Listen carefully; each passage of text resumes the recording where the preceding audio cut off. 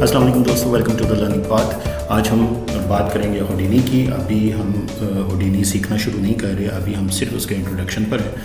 तो पहली चीज़, सबसे पहले होडिनी है क्या? होडिनी एक 3D सॉफ्टवेयर है जिसे डेवलप किया साइड इफ़ेक्ट्स ने, जो कनाडा में बेस करती है, और ये बाकी तमाम 3D पैकेजेस से इंतहाई मुख्तलिफ है। मुख्तलिफ किस तरह से, ये हम आगे जाके बात करेंगे। होडिनी का जो प्रोडक्टिविटी वर्कफ्लो है वो प्रोसीजरल है। प्रोसीजरल से मुराद इसकी अभी एक छोटी सी मिसाल मैं आपको दूं, क्योंकि प्रोसीजरल वर्कफ्लो क्या चीज़ है इसके ऊपर हम 4th लेक्चर में बात करेंगे। ये पूरा एक लेक्चर होगा सिर्फ प्रोसीजरल वर्कफ्लो को एक्सप्लेन करने के लिए। मैं आपको सजेस्ट करूँगा वो आप ज़रूर देखना, लेकिन पहले आप पार्ट 1, फिर 2, फिर 3 और फिर 4 पे जाइएगा। बीच में से किसी को भी आपने मिस नहीं करना, अदरवाइज सीखने में बहुत मुश्किल पेश आएगी। Okay, procedural workflow like cooking. जिस तरह के आप कोई खाना पकाते हैं, पहले आप एक केतली लेंगे, उसमें पानी डालेंगे, उसको बॉईल करेंगे, उसके अंदर सेकंड इंग्रेडिएंट डालेंगे, फिर थर्ड इंग्रेडिएंट डालेंगे, फिर फोर्थ, फिर फिफ्थ, फिर सिक्स्थ। उसके बाद आप थोड़ी देर के लिए उसको पकने देंगे और उसके बाद आप चूल्हा बंद कर देंगे, और उसके थोड़ी देर के बाद एक चीज़, एक प्रोडक्ट आपके पास बनकर तैयार होकर आपके सामने आ जाएगी इंतहाई मज़ेदार खुशबू के साथ।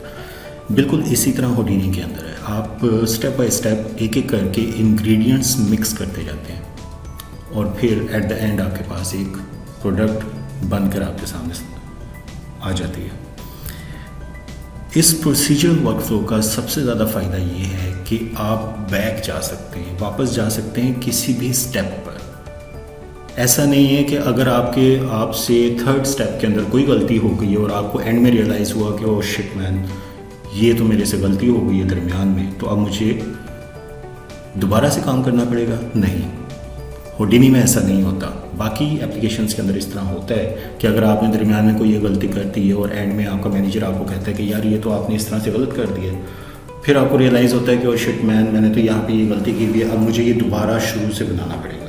जबकि होडिनी में ऐसा नहीं होता। आप वापस उसी 3rd स्टेप के ऊपर जा सकते हैं, और उसके अंदर जो भी आपने कम या ज़्यादा किया हुआ है किसी भी वैल्यू को, उसको आप दुरुस्त करके आप उधर से वापस बाहर निकले हैं, और आपका जो एंड रिज़ल्ट है वो आपका डिज़ायर्ड रिज़ल्ट बन जाएगा। ओके, होडिनी इंतहाई पावरफुल है और इंतहाई इंटेलिजेंट है अपने इसी वर्कफ्लो की वजह से, प्रोसीजरल वर्कफ्लो की वजह से। आप होडिनी के अंदर जो भी काम करेंगे वो प्रोसीजरल वे में करेंगे, स्टेप बाय स्टेप करेंगे, और किसी भी स्टेप को किसी भी वक्त आप चेंज कर सकते हैं और आपका एंड रिज़ल्ट हमेशा चेंज हो जाएगा।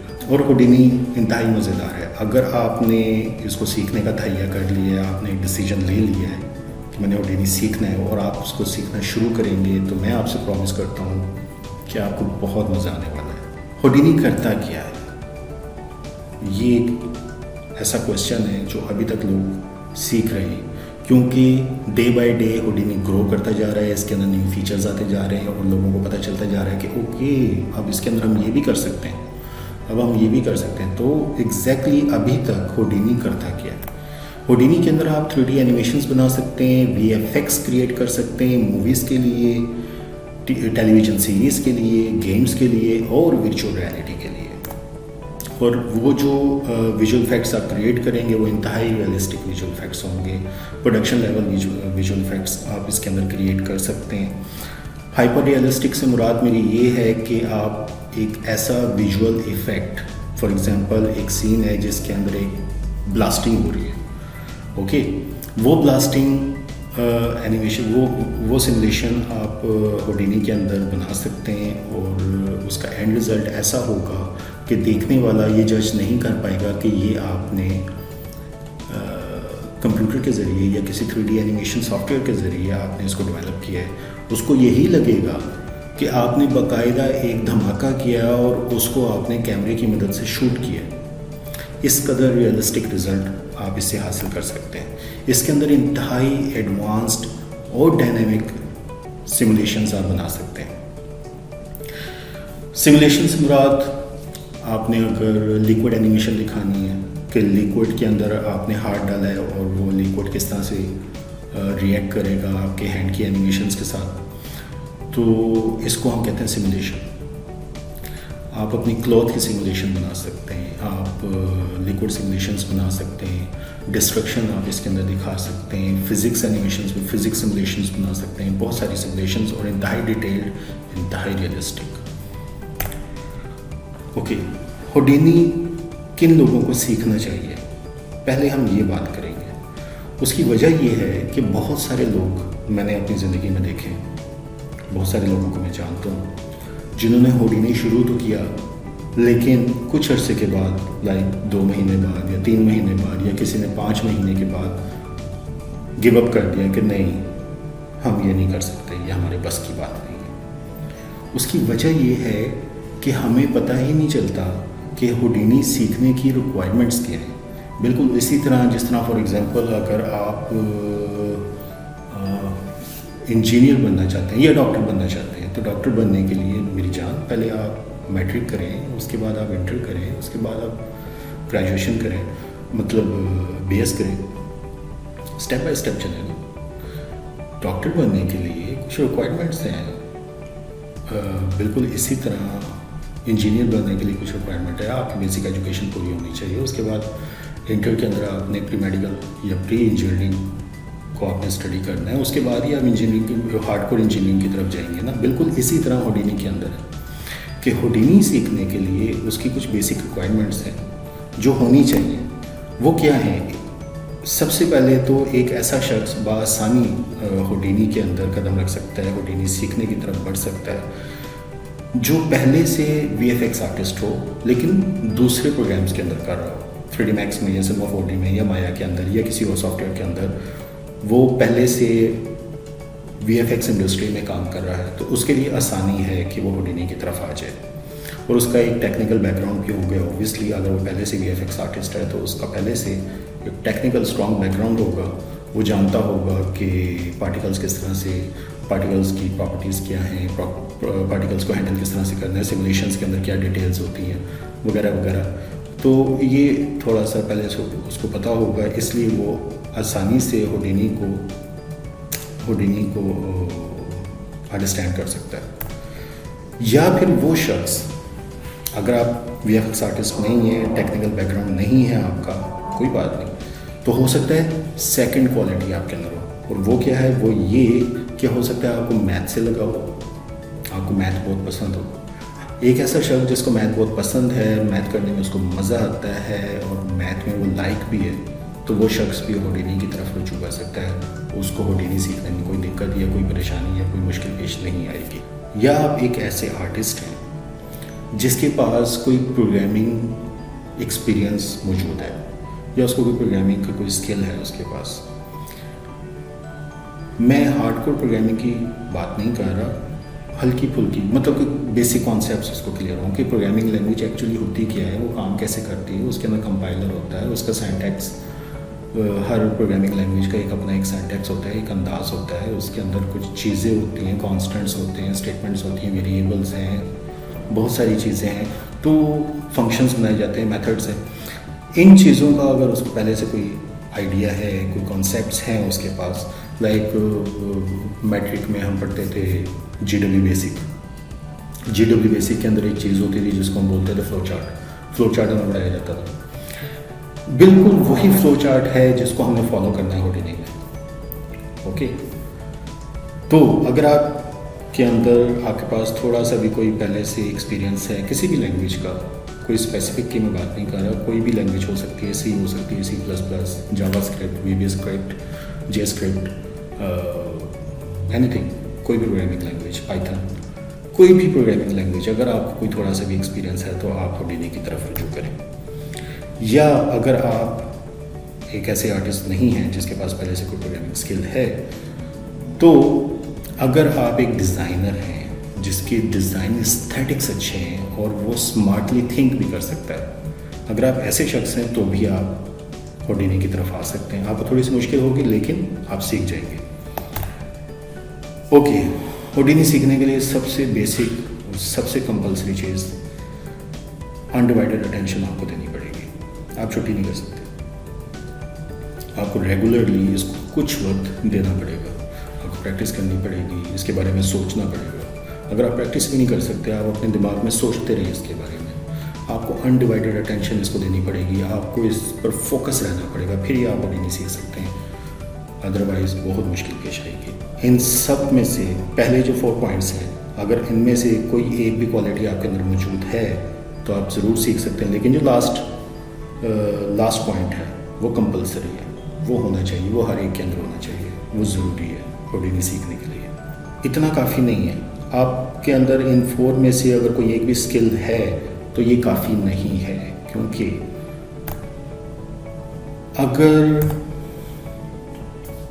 अगर आपको मैथ से नफ़रत है, मैं ये नहीं कह रहा कि आपको मैथ नहीं आता या आपको मैथ में मुश्किल पेश आती है, मैं ये कह रहा हूँ अगर आपको मैथ से नफ़रत है, आप करना ही नहीं चाहते, तो फिर आप होडिनी ना सीखें, अपना टाइम वेस्ट ना करें। अगर आप मैथ करना ही नहीं चाहते, हाँ, अगर आपको मैथ करने में मुश्किल पेश आती है वो एक अलग बात है कि आप कम से कम सीखना तो चाहते हैं।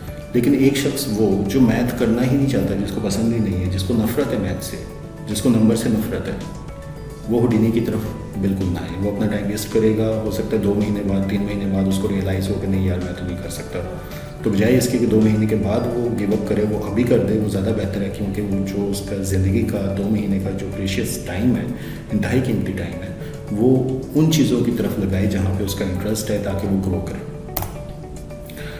Okay, if you don't have any programming experience, अगर आपके पास कोई एक्सपीरियंस नहीं है, किसी भी प्रोग्रामिंग लैंग्वेज का कोई एक्सपीरियंस नहीं है, तब भी आप यहाँ पे टाइम वेस्ट ना करें। मैं सजेस्ट करूँगा कि आप पहले कोई भी प्रोग्रामिंग लैंग्वेज पकड़ें, उसको एटलीस्ट कुछ दिन तक उसकी बेसिक्स को सीखें, अपने कॉन्सेप्ट्स क्लियर करें, बेसिक कॉन्सेप्ट्स को क्लियर करें। हर प्रोग्रामिंग लैंग्वेज के अपने अपने कुछ कॉन्सेप्ट्स होते हैं, लेकिन बहुत सारी चीज़ें हैं जो बेसिक्स हैं वो सारी म्यूचुअल हैं, सबकी एक जैसी होती हैं। लिहाजा कोई भी एक प्रोग्रामिंग लैंग्वेज पकड़ें, उसके फंडामेंटल्स आप सीखें और उसके बाद आप आए, वो ज़्यादा बेहतर है। अगर आप फोकस नहीं रह सकते होडिनी की तरफ, अगर आप डिस्ट्रैक्टेड रहेंगे, अगर आप ये सोच रहे हैं, आज ये सोचें कि यार मैं होडिनी कर लूँ, और कल आपका दिल करे कि नहीं यार मैं 3D मैक्स ना कर लूँ, और परसों आप सोचेंगे नहीं यार मैं माया ना कर लूँ, फिर उसके बाद आप इंटरनेट के ऊपर देखें कि बड़ी ज़बरदस्त किस्म की एनिमेशन है और आपको पता चले कि यार ये तो माया में बनी है या ये 3D में बनी है, 3D मैक्स में बनी है, तो बेहतर है कि मैं तो फिर वही कर लूँ, मैं होडिनी क्यों करूँ। अगर आप इस तरह से डिस्ट्रैक्ट हो सकते हैं, आप इस तरह से फोकस नहीं रह सकते, तो भी आप होडिनी की तरफ ना आए, वो ज़्यादा बेहतर है।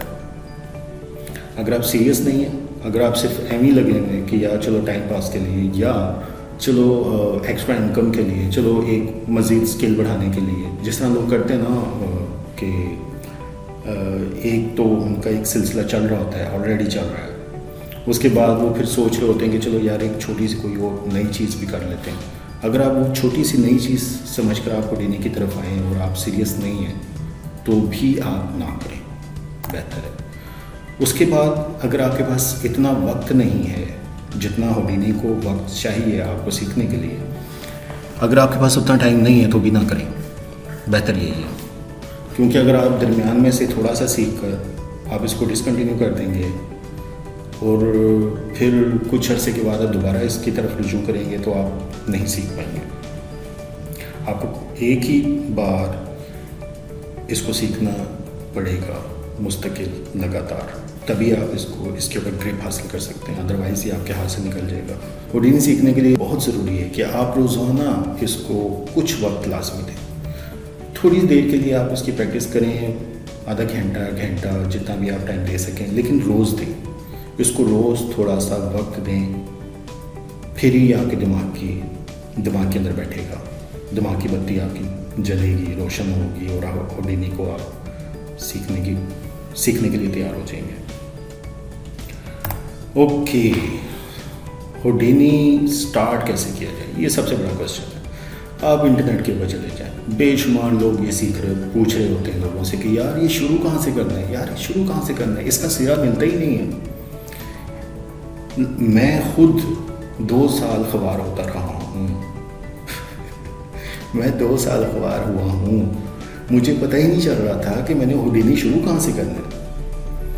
हम दूसरी 3D एप्लीकेशंस हैं, हम जाते हैं, पहले आप उसका इंटरफेस देखते हैं, ओके, उसके बाद उसकी मॉडलिंग टूल्स की तरफ आप तवज्जो देते हैं, मॉडलिंग मॉडलिंग सीखते हैं, उसके बाद टेक्सचरिंग सीखते हैं, उसके बाद लाइटिंग सीखते हैं, उसके बाद रेंडरिंग की तरफ चले जाते हैं, उसके बाद सिमुलेशन, पार्टिकल्स, उसके बाद रेट। तो ठीक है, लेकिन यहाँ पर होडिनी के अंदर आप ऐसा कर ही नहीं सकते। आपको हमें समझ नहीं आती कि यार कैसे करूँ मैं इसमें।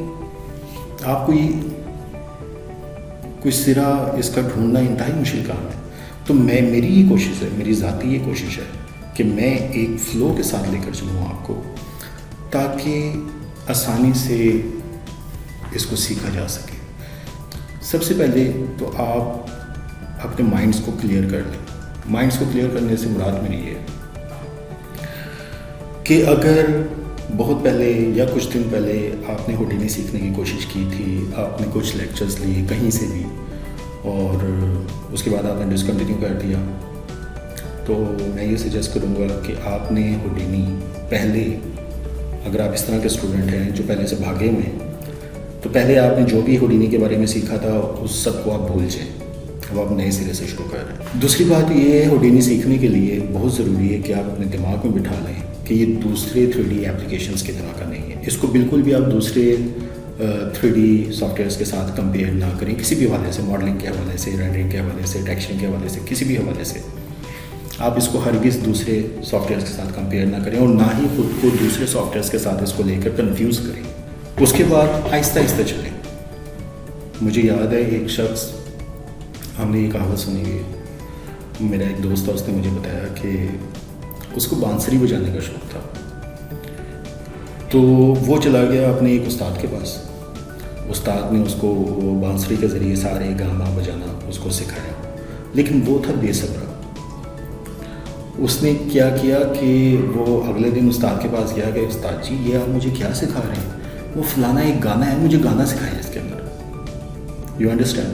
तो बेसिक्स अगर आपको नहीं आते तो हम पूरा का पूरा गाना तो नहीं ना गा सकते, और अगर गा भी लेंगे तो फिर सिर्फ वो एक गाना ही आप बजाते रहेंगे, बाकी तमाम मौसीकी आपके हाथों से जाती रहेगी। You understand? तो स्लोली चलें। आपको अगर दरमियान में थोड़ा सा बोरिंग पीरियड भी गुजारना पड़े तो कोई बात नहीं है। Do not jump, go with the flow. एक सीरीज़ को फॉलो करें, मुकम्मल फॉलो करें, तभी आप होडिनी को सीख पाएंगे। ऐसा हरगिज़ ना करें कि आपने एक फंडामेंटल की सीरीज़ स्टार्ट की हुई है, उसके साथ आप लिक्विड सिमुलेशन की एक और सीरीज़ है वो भी आपने स्टार्ट की हुई है, उसके साथ साथ आप कोई और सीरीज़ भी स्टार्ट कर दें, तो इस तरह आप कंफ्यूज हो जाएंगे और आप बिल्कुल भी होडिनी को, उसके कोर को, उसके कॉन्सेप्ट्स आपके दिमाग में क्लियर नहीं होंगे कि ये किस तरह से एग्जैक्टली काम करता है। तो ऐसा बिल्कुल ना करें। एक सीरीज़ को स्टार्ट करें, उसको लेके चलें। मैं सजेस्ट करूँगा इस सीरीज़ को आप फॉलो करें। होडिनी से कभी भी आपने डरना नहीं है। होडिनी देखें, ऐसा होगा आपके साथ कि एक वक्त आएगा कि होडिनी एक इंतहाई खूबसूरत महबूबा से एकदम अपनी शक्ल तब्दील करके एक जिन की शक्ल अख्तियार कर लेगी। ऐसा होगा आपके साथ। तो आपने डरना नहीं है, घबराना नहीं है। जिस तरह हमारे वज़ीर आज़म इमरान खान साहब कहते हैं ना, घबराना नहीं है आपने। तो घबराना नहीं है। कभी भी आपको मुश्किल पेश आए, परेशानी हो होडिनी सीखने में, तो एक काम करें, छोटा सा ब्रेक ले लें। होडिनी से नाराज़ हो जाए, महबूबा से नाराज़ हो जाए कुछ दिन के लिए। जिस तरह हो जाते हैं ना लोग, व्हाट्सएप के ऊपर ब्लॉक कर दिया, मैसेजेस का रिप्लाई नहीं करना, अगर कहीं नज़र भी आ जाए तो मुंह मोड़ लेना, बिल्कुल उसी तरह होडिनी से आप नाराज़ हो जाएं कुछ वक्त के लिए। होडिनी खुद ब खुद आपके पास आएगा आपको मनाने के लिए। आप देख लीजिएगा। उससे नाराज़ होने का मतलब ये नहीं है कि आप उसके बारे में सोचना बंद कर दें। महबूबा से जब इंसान नाराज़ होता है तो उसको सोचना तो नहीं ना बंद करता। तो आप नाराज़ हों लेकिन उसको सोचना जारी रखें। तो जब आप उसको सोचते रहेंगे आपको पता चलेगा कि होडिनी खुद आपको मनाने के लिए आया। होडिनी से प्यार करें, होडिनी आपसे प्यार करेगा। ओके, तो आज के लिए इतना ही। See you in the next lesson. Thank you. अल्लाह हाफिज़।